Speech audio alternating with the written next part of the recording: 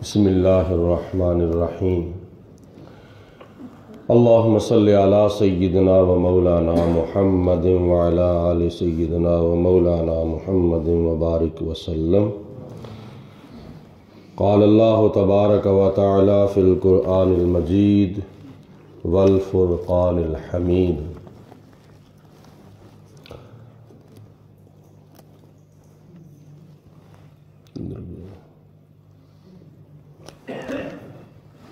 قال نکروا لها عرشها ننظر اتهتدی ام تکون من الذین لا یہتدون۔ سورۃ نمل کی آیت نمبر 41 میں اللہ پاک کی ذات بابرکات نے ارشاد فرمایا کہ اس وقت کو یاد کرو جب وہ تخت بلقیس حضرت سلیمان علیہ السلام کی بارگاہ میں حضرت آصف بن برخیہ نے پیش کر دیا۔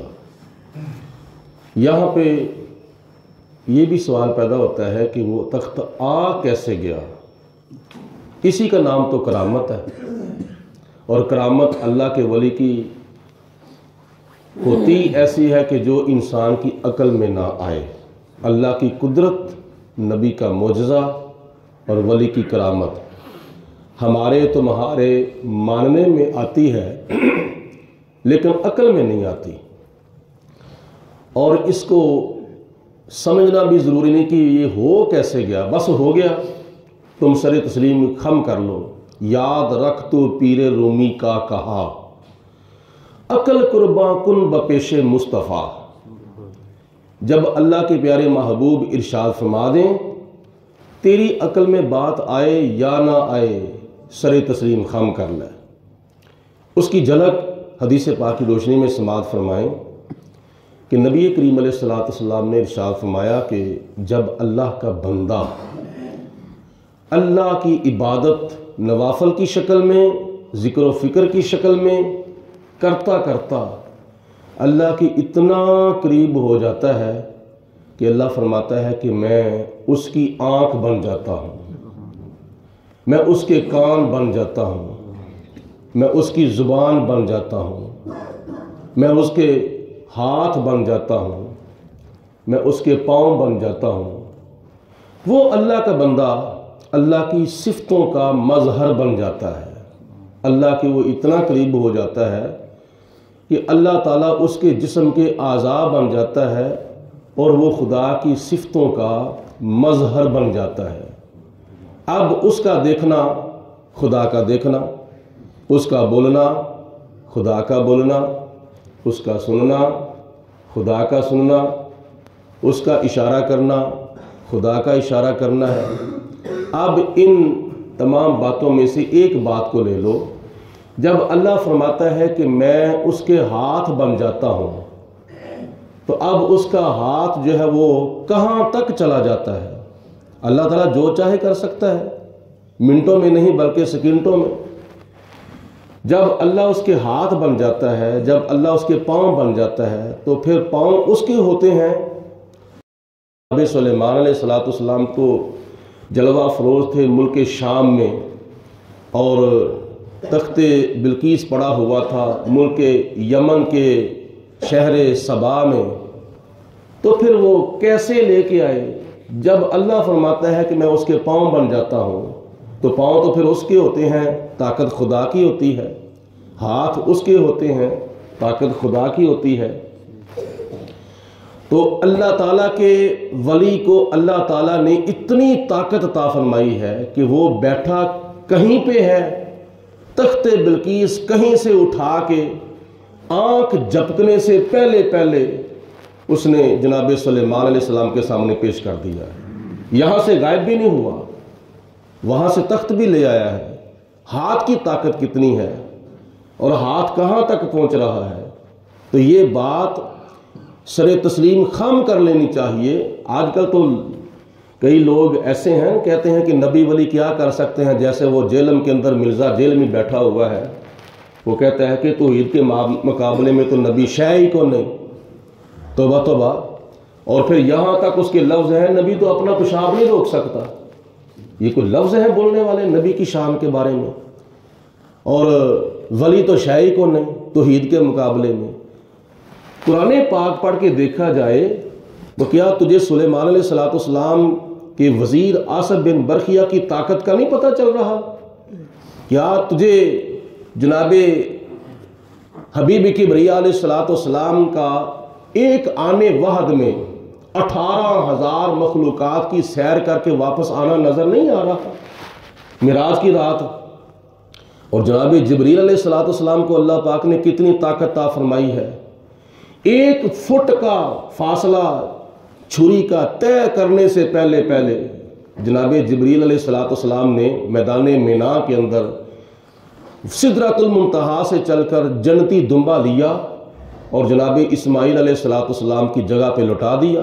1 فٹ کا فاصلہ طے ہونے سے پہلے بھائیوں نے رسی کاٹ دی یوسف علیہ السلام کو کنویں کے اندر لٹکا کر، اور تھوڑا سا فاصلہ باقی رہ گیا تھا پانی کی تہہ تک پہنچنے میں، تو بھائیوں نے رسی کاٹ دی. تو خدا تعالیٰ کی ذات نے فرمایا جبریل جلدی کرو، سدرا سے چلو، یوسف علیہ السلام کے پانی تک پہنچنے سے پہلے ان کو جا کے اپنے پروں پہ اٹھا لو.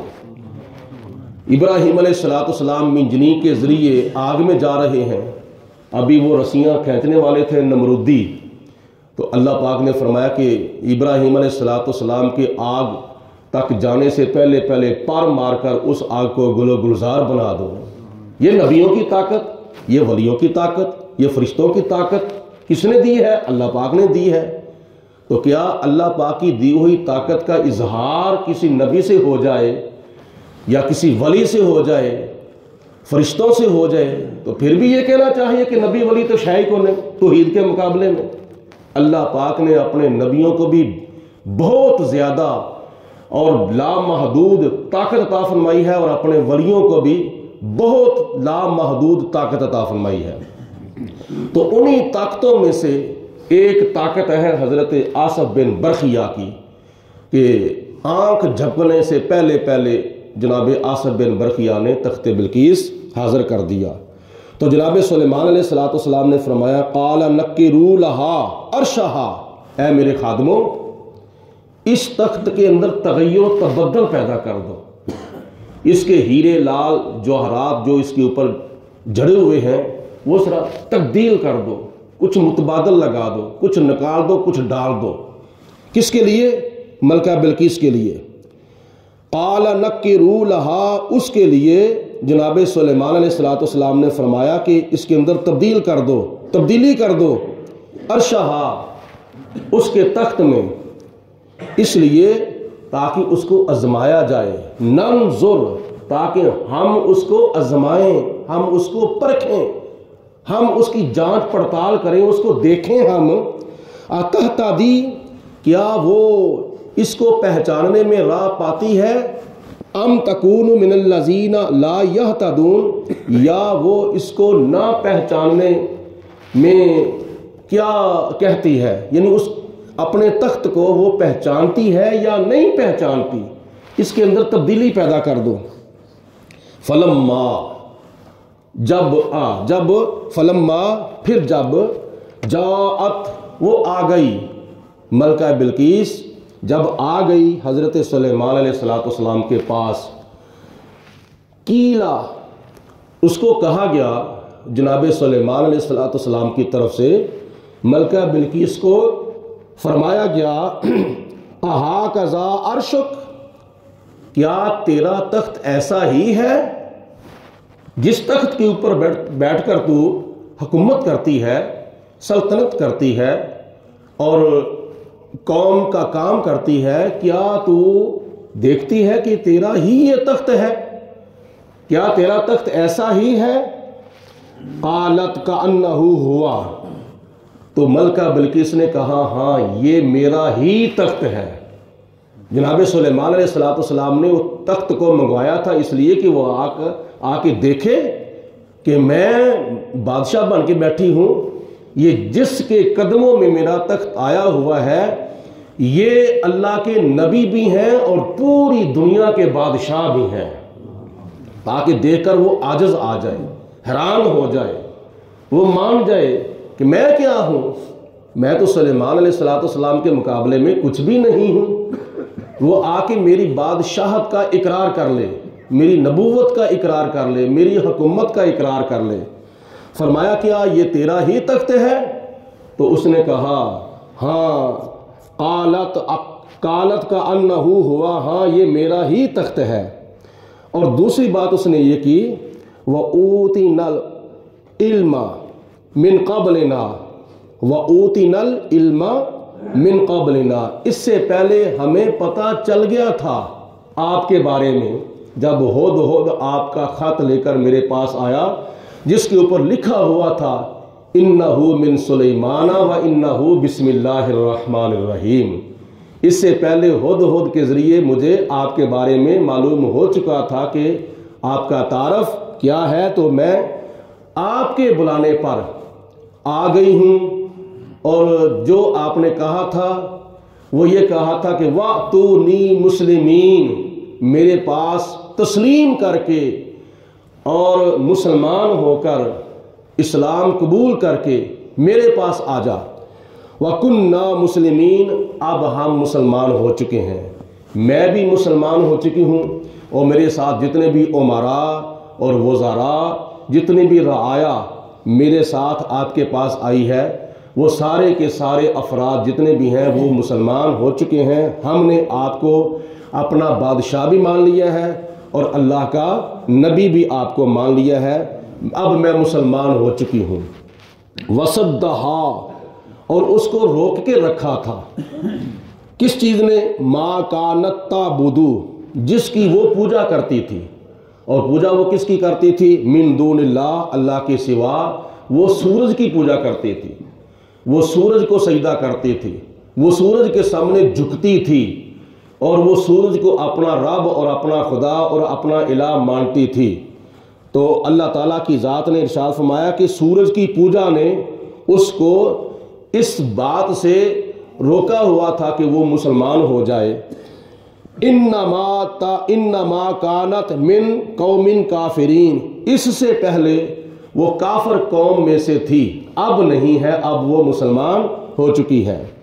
کیلا، اس کو پھر کہا گیا، کیلا لہا، اس کو پھر کہا گیا اس صحن کے اندر داخل ہو جا، اس محل کے، اس شاہی محل کے صحن کے اندر داخل ہو جا۔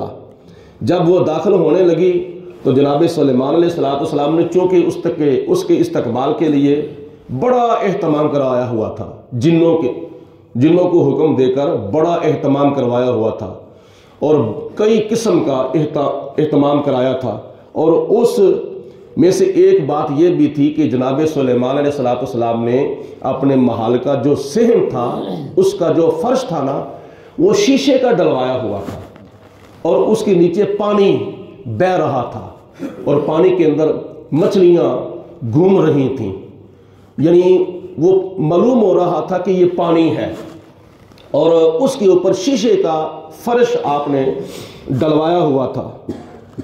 اور کہا گیا اس کو قیل لہا، اس کو جناب سلیمان علیہ السلام نے فرمایا ادخل السرح، اس صحن کے اندر داخل ہو جا، آ جا۔ فلما رأتہ، تو جب اس ملکہ بلقیس نے دیکھا اس صحن کو، تو دیکھتی کیا ہے کہ اس صحن کے اندر میں کیسے داخل ہوں، یہاں تو پانی بہہ رہا ہے اور پانی کے اندر مچھلیاں جو ہیں وہ گھوم رہی ہیں۔ اس نے کیا خیال کیا؟ حاسباتہ لجتن، اس نے گہرا پانی اس کو تصور کیا، اس نے کہا یہ تو گہرا پانی ہے تو میں اس کے اندر کیسے داخل ہوں؟ جناب سلیمان علیہ السلام نے فرمایا ادخلی، داخل ہو تو سرحا، اس صحن کے اندر۔ اور اس نے داخل ہونے سے پہلے پھر کیا وَكَشَفَتْ عَنْ سَاقَيْهَا، اپنے شلوار کے جو پائنچے تھے وہ اوپر کر لیے، پنڈلیوں سے اوپر کر لیے، کہیں میرے کپڑے بھیگ نہ جائیں۔ پھر داخل ہونے لگی، اپنے کپڑے اس نے اوپر کر لیے۔ قال انه صرح ممرد من قواریر، حضرت سلیمان علیہ السلام نے فرمایا یہ پانی نہیں ہے بلکہ یہ جو صحن ہے یہ تو شیشوں سے جڑا ہوا ایک ملائم صحن ہے، تو یہ خیال نہ کر یہ پانی ہے، پانی کے اوپر شیشے کا فرش میں نے ڈلوایا ہوا ہے۔ پھر اس نے کیا کہا؟ قالت رب انی ظلمت نفسی، اس نے کہا اللہ کی بارگاہ میں یا پروردگار عالم، اس سے پہلے میں نے اپنی جان کے اوپر ظلم کیا تھا، یعنی کفر کا ارتکاب کر کے، شرک کا ارتکاب کر کے، اور خدا کو چھوڑ کر غیر خدا کی پوجا کر کے، خالق کو چھوڑ کر مخلوق کی پوجا کر کے میں نے اپنی جان کے اوپر ظلم کیا۔ انی ظلمت نفسی، میں نے اپنی جان پر ظلم کیا، یعنی میں اس سے پہلے گناہ کرتی تھی، جرم کرتی تھی، کفر کرتی تھی، شرک کرتی تھی۔